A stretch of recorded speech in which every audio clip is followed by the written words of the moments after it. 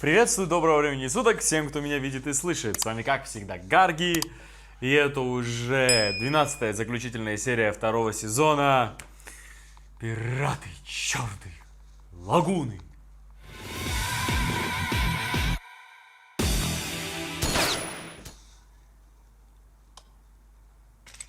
О, это Гензи. И куда он пошел? Один. Гин-сан, Юкио. Разбудил тебя. Прошу прощения. Куда это ты на ночь глядя? Нет, вернулся. Девочка создала нам новую мечту. Покинуть эти места и поднять свой флаг за морем. Собрать людей и захватить город злодеев. Че, в Ранапур? Это интересно. Но мы знаем, насколько сильны и профессиональны русские солдаты. Они в Ранапур направятся? Супер. Я прорвусь сквозь них и вызову балалайку на дуэль. Она достойна этого белого меча. Ага, кто тебя подпустит? я все это время была с тобой, Гин. Поэтому я и дальше буду с тобой. И в Ранапуре? Да, Так. Они отправляются в Ранапур. Интересно. Ага. Коуса. Спасибо. Благодаря тебе все прошло спокойно. Да? Наша работа закончена. Дальше здесь будет кто-то из Москвы. Ага. Жаль, не посмотрю, как тут все обернется. Очень жаль. Пираты Черной Лагуны. Эпизод 24. Меткие стрелки. Меткие стрелки. Как интересно тут появилось. Меткие стрелки. Эй, Исигура! Те трое, что приходили. А? И что? Двое белых и японец. Ты их проверил? Мои люди проверили Интерпол, но там чисто. А что там со специалистом по международным делам? Да, должен приехать. Его зовут Коуна. Эта женщина точно замешана в войне между кланом Васимина и Да союзом ладно? Коуса. Конечно. Может быть, даже в перестрелке в боулинге на Адате, понял? Не Нет. спускай с них глаз. Там она ни при чем. Там вот этот при чем. Че надо? Что? В смысле? Ты так смотришь, будто хочешь что-то сказать. Мне показалось. Балалайка. Рок, ты опять за свое? Нет. Ты же не хочешь пулю? Я уже один раз пощадила тебя. Ага. Тебе нужно что-то еще? Нет. Можно попросить? Могу послушать. Только одно. Только одна просьба. Скоро все кончится. И я хочу попросить, чтобы вы уничтожили клан Васимины. Чтобы восстановление клана стало невозможно. Нихера себе. Чтобы никого не осталось. Только это может освободить эту девочку. О. Понятно. Так. Это уже... Понятно. Поняла.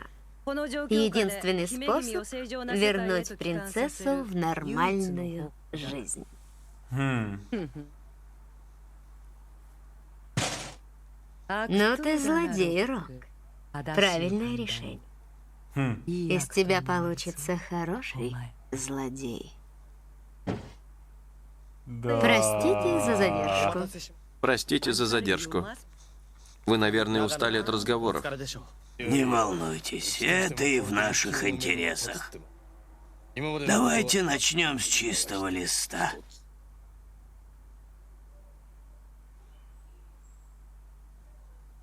Мистер Коулса, Босс, мы должны определить, кто нас заменит в будущем. Если что-то произойдет в наше отсутствие, нам будет сложно отреагировать немедленно. Я хочу знать вашу готовность к бою. Вы позволите? Не могу говорить об этом открыто, но по сравнению с остальными у нас больше оружия. Мы даже закупили автоматы у людей с Гавайев. Хочу взглянуть. Она хочет посмотреть. Муродзуми,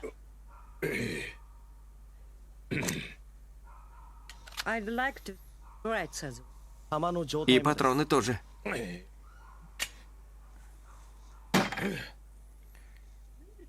Я бы не давал ей заряженный пистолет в руки. Хорошо. Хорошо, у вас отличный телохранитель. У вас есть запасной ствол? босс, нет смысла устраивать здесь перестрелку. Да? Потом разберемся. Дай ей. Ты понимаешь, с кем ты имеешь дело? Ой, что-то мне не нравится, что они сдали ей стволы. Она их грохнет. Я чувствую, она их сейчас грохнет. Что Музыка. это? Музыка показывает. Это просто ужасно. Переводи за мной, Рок. Это ужасный пистолет. Взгляните, сержант. Просто ужасно. Ужасно, не правда ли? Сомневаюсь, что даже шпана захочет взять себе такое оружие. Ужасно. Больная она. Омерзительно. Вы хоть понимаете, каково быть застреленным из такого оружия? Все. Нет уж. Я не могу сотрудничать с мерзавцами, которые носят такое оружие. Ну что ж, до свидания. Ясуда-сан, выстрелы! Вперед, вперед! Во двор! Открывайте! Открывай дверь! Избашенная она просто. Открывайте! Откройте! Иначе мы взломаем. Она больная нахер. Что ж, не такой и плохой пистолет. Сержант, время. Без проблем, капитан. Но как мы это объясним? Он потребовал от меня начать войну и сжечь все дотла. Я просто выполнила его просьбу. Рок, это твое оружие. Или возьми как сувенир. Я не люблю оружие. И не хочу носить то, чем не умею пользоваться. Но я не забуду, что это я нажал на курок. Спасибо, но не надо. Сержант, выбросьте этот ствол. Мы уходим. Никому не двигаться. Я Ясуда, 4-й округ. А ей не похер. Как она Я выглядит? Исикава, 1-й округ, работаю по этому делу. Хотел бы узнать о перестрелке. Пройдите с нами. Время. Прямо сейчас. Рок, передай девочке из Васимины. Отель «Москва» прекращает свои атаки. Клан Васимины, который ты хотел уничтожить, уже рассеялся и залег на дно. Да, она же сказала. Эта девочка умнее, чем ты думал. По данным Бугашвили, члены клана считают, что их принцесса отправится вместе с ними в Руанапур. Ага. Почему-то именно в Руанапур. Все понятно, все понятно. Моя машина. Дорогу, полицейские. Эй, я не закончил. Вот за ней подъехали. Прошу прощения за задержку. Посол ждет вас в Мамиане, мисс Владилену. Стойте! Не надо, Ясуда-сан. Посольские номера. Ага. Дипломатическая неприкосновенность. Эй, ты! Стой! Ну и правильно, все, Рока тоже вытащили. Без паники. Вам следует иметь дело с нами. Не отвлекайтесь на мелкую сошку. До свидания, мистер полицейский. Если я вам понадоблюсь, обращайтесь в российское посольство. Вот сука. В.Н. Василинова. Вот сука, вот тварь. Прекрасно знает тварь. Извините. Черт. Кто вы? Кауна, международник. А, Почему не арестовали их? Была же стрельба. Это было внутри, мы могли лишь гадать. Кто это? Вы ее знаете? Крупная рыба. У них оперативная база в Москве. Есть мощные части в Чечне и Нью-Йорке. Это крупная мафиозная организация. Отель «Москва». Ее называют «Балалайка». Она одна из главных там. Что? Черт. Тревога. С места происшествия, центру. Передайте всем патрулям в районе. У вас есть ее фотография, описание внешности? Нет. Тогда надо хотя бы выяснить ее контакты внутри Японии. Рэви, надо сказать ей, что война окончена. Не будь дураком. Через 30 минут тут все перекроют. Ты ее не увидишь. У нас нет времени. Свяжешься с ними с корабля. Уже почти время отплытия. Но... понятно. Они там все перекроют. Сейчас план перехват. Твою мать!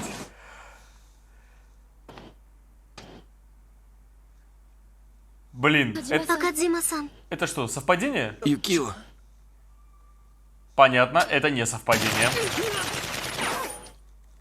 Акадзима-сан, пожалуйста, проведи нас на Марию Железку. Девочка.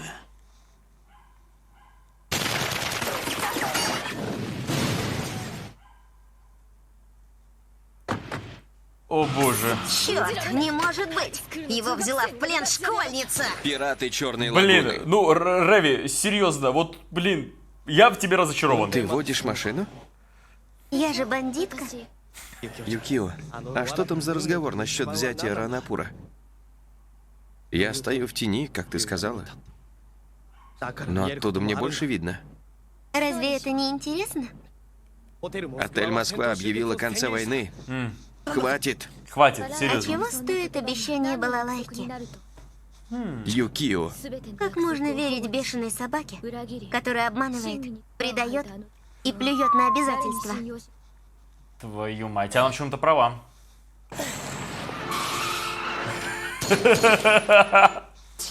Эй, эй! Здесь остановка. Непонятно? Вы поняли. Если бы я искренне поверила в восстановление клана в Руанапуре, все было бы замечательно. Но этого не случилось. Пока Гин-сан и я здесь, клан и герб Восемины существуют. Еще ничего не кончено. ты по-прежнему к этому стремишься? Я ведь с самого начала была рождена для ночи. Я выросла с ночью в душе. Я привыкла скрывать чувства и прятаться. Это дорога в реальный мир. Как заложник для отеля «Москва» я ничего не стою. Значит, как прикрытие.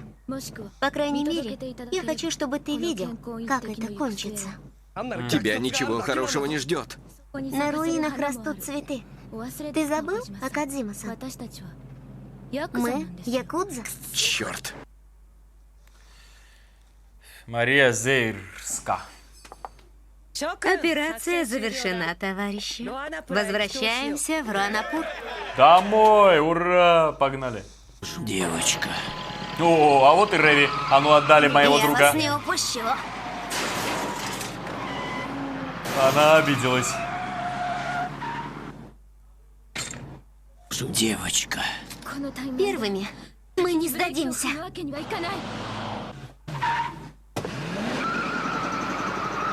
Она слетела с катушек. Полностью. Прекрати.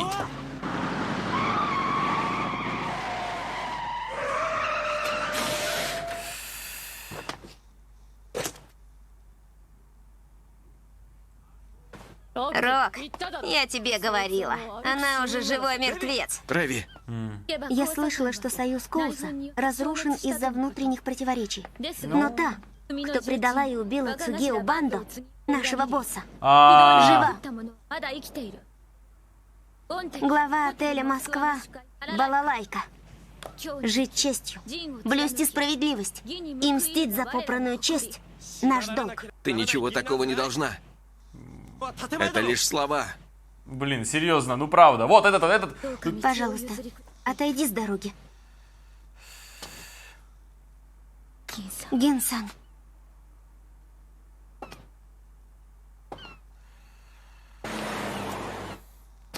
Да ладно, вы что, после того, все, что прошли, вы реально будете друг другом драться? Твою мать. Напоминает прямо сцену из фильма «Капитана Ла-300». Там такая же сцена была, как они там друг друга вот так проходили. Но это скорее из «Хороший, плохой, злой». И самурайских боевиков. Вот прямо смесь вестерна и самурайского боевика старости. Вот когда друг против друга. Только на сей раз теперь вестерн против самурайского меча. Вот прикольно, пистолет против самурайского меча. Да ясное дело, пистолет здесь победит. Погнали. Ну, Рэви бы попала бы 1000 раз.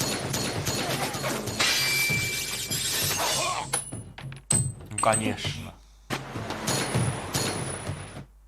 Гин-сан больше не рядом с тобой. Ну?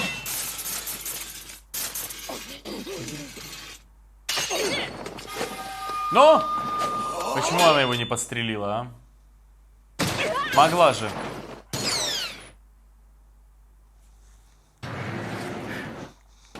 Ну, пистолет прошел прямо перед головой. Ну, можно было нажать. Не стоило приводить сюда девочку. А, это да. Мы похожи друг на друга. Это да. Оба ненормальные. Это место только для таких. Как ты думаешь, барышня? Ну, погнали. Второй раунд. Ты можешь не становиться такой, как была Лайка. Я думал, ты и пойдешь этим путем. Но я ошибся. Ты здесь не чтобы спасти лицо, как Якудза. А что, ради чего? Ты здесь, чтобы не попасть во тьму. Вот зачем. Я не понимаю. Здесь, между светом и тенью, я вижу многое. Пусть Гин бросит меч. И беги вместе с ним. Но... Стать бродягой. Искать далекие земли. Это, наверное, шутка. Черт, агент, ты молодец. Это не шутка. Это ты настоящая. Ай-яй-яй. Иногда я думала, неужели я смогу так жить? Но игральные кости брошены. Я всегда мечтала, чтобы тихая жизнь в Такамате длилась вечно. Все эти аллеи, магазинчики. С тобой, Гин-сан, там так хорошо.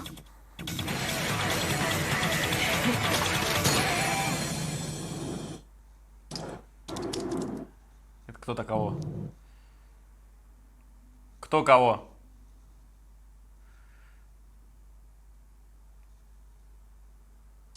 Поздно. Уже слишком поздно. Наша могила. Придорожная грязь. Ох. Ты хотел жить.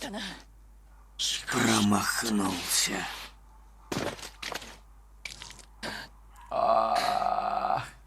Рэви. Колено. Ох, твою мать. Я нормально. Я уж думала все. Но ты заставил ее это сказать. Это был твой выстрел.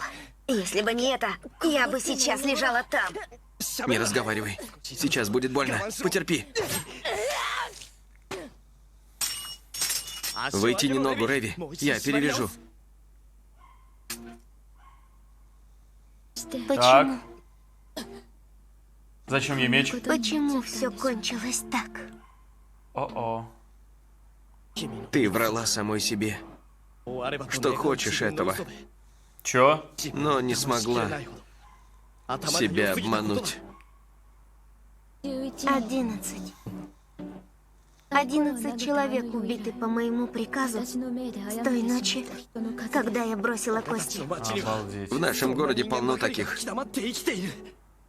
Теперь я поняла. Она слишком далеко. Та страна.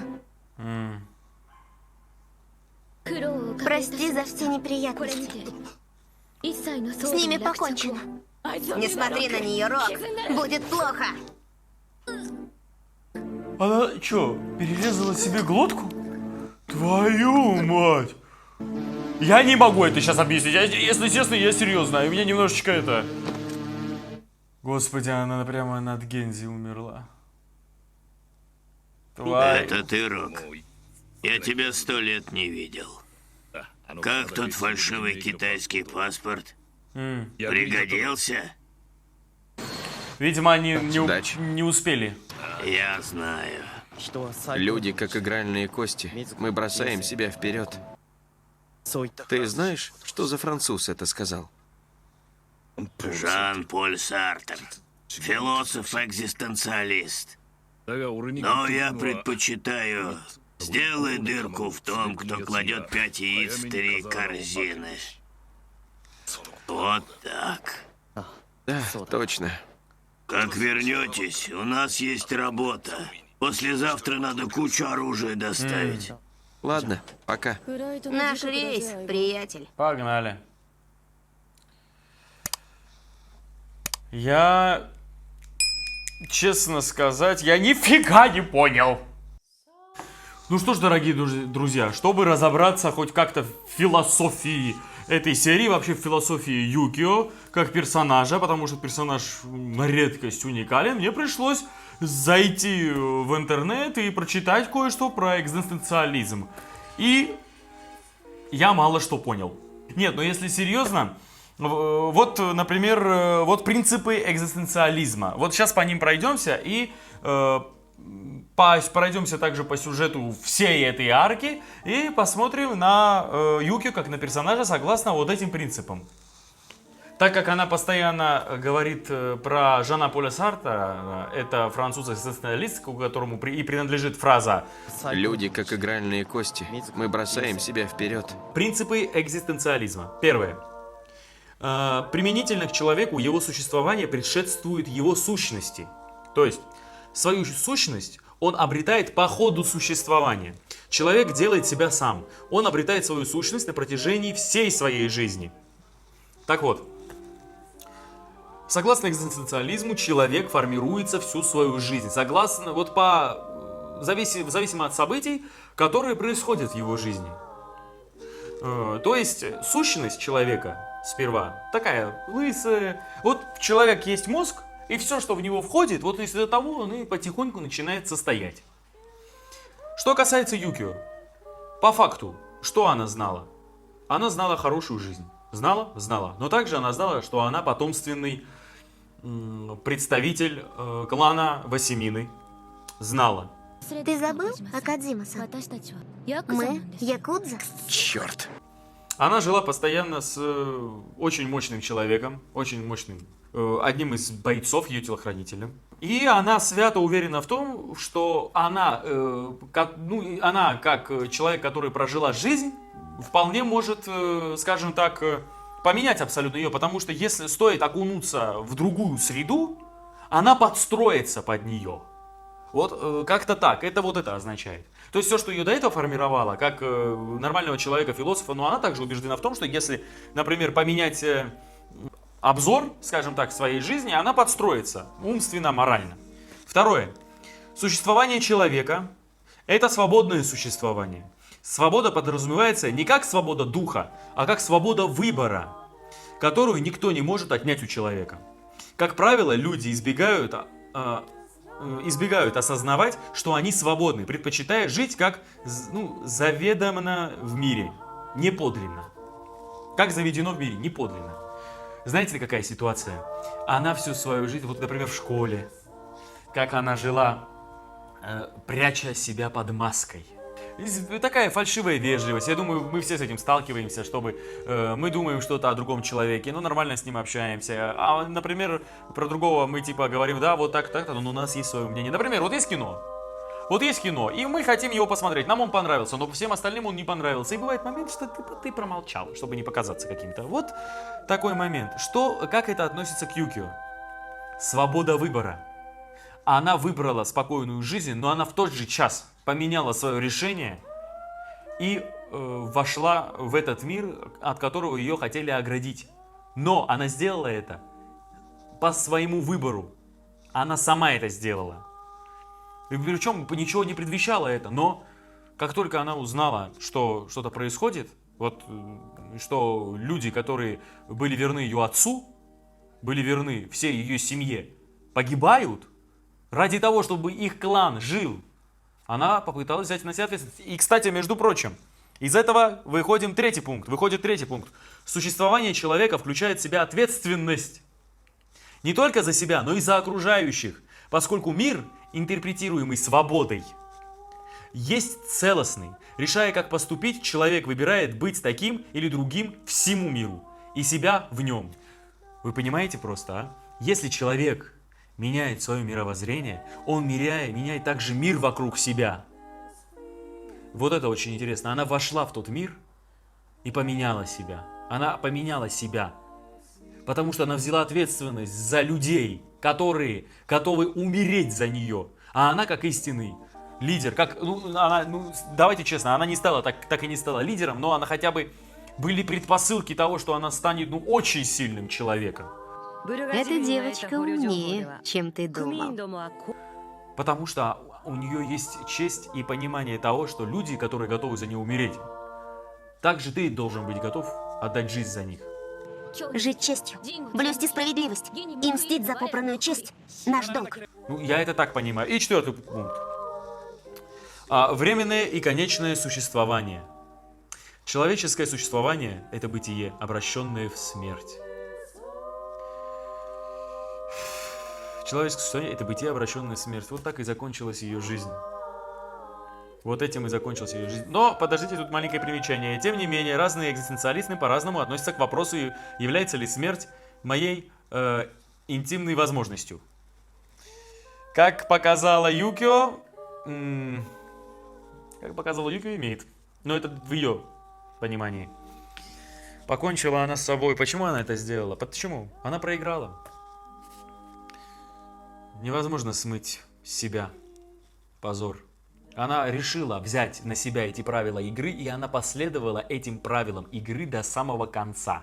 Согласно этой философии, она вошла в эту среду, она поменяла свое миросуществование, и она хотела отомстить за то, что убили Цучио Банджо, босса, заместителя, и не смогла.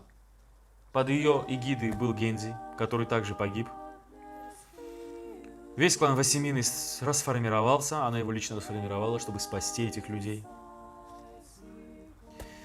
Вроде бы они собирались ехать в Ранапур, но я так и не понял, они там собирались или это было не совсем я понял. Если кто-то понял, пожалуйста, напишите мне. Короче, очень жалко, что так все закончилось. Я даже не знаю, что сказать по поводу Рока. По поводу Реви можно что-то сказать. По поводу Балалайки еще это вообще отдельный разговор. Она просто выполнила заказ. И все. Она выполнила приказ, отданный сверху. Абсолютно ничего, никакими сожалениями. Обычная женщина, мертвец. Исполняющая не только приказы, но также исполняющая страшные вещи из собственной прихоти. Реви правильно сказала, они там все живые мертвецы. Да. И она, как Гензи, сказала, ты хотел жить, и поэтому он промазал. Да, интересно все закончилось на самом деле. Ну, конкретно эта история. Немного, честно сказать, не понято мною, потому что я так и не понял, эта девочка Юки была метафорой для Рока, что Рок также поменял свою жизнь, вошел в другую среду, поменял себя. И меняется ли он?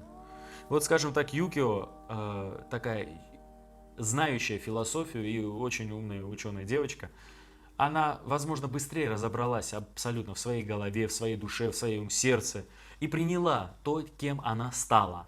А Року пришлось очень долго до этого доходить, а это Юкио ему помогла в этом, объяснив абсолютно всю ситуацию. Никого не надо было спасать. Это они и есть, потому что это их выбор. Они изменились по щелчку одному, потому что это был ее выбор. Он тоже сделал выбор. Но он этот выбор не осознавал. Он сделал выбор, но он эти последствия выбора никак не мог принять. И в итоге принял. Думаю, как-то так, дорогие зрители, подписчики. Благодарю, что смотрели со мной «Пираты Черной лагуны». Периодически буду выкладывать. Я знаю, что есть еще 5 серий ОВы данного произведения. Постараюсь их выпустить также. Но сейчас начну другое аниме. Скажу прямо, для многих это будет удивление. Не скажу, какое это аниме будет. Оно было, скажем так, в гигантском списке, который вы мне когда-то написали, но он очень сильно не получил много этих, большой поддержки, честно вам признаюсь. Но для меня это аниме считается лучшим, просто наилучшим с точки зрения сюжета, с точки зрения истории, глубины персонажей и понимания того, кто есть люди в таком большом масштабе. Честно, я считаю это аниме одним из, не одним, а, честно сказать, самым лучшим за, в свои годы самым лучшим. Если честно, вот я обязан его посмотреть. И посмотреть, и поделиться с вами своими ощущениями и своим мнением. Я считаю это, обязанностью. Так что до следующего раза. Завтра у нас будет «Семья шпиона». Так что удачи. Пока.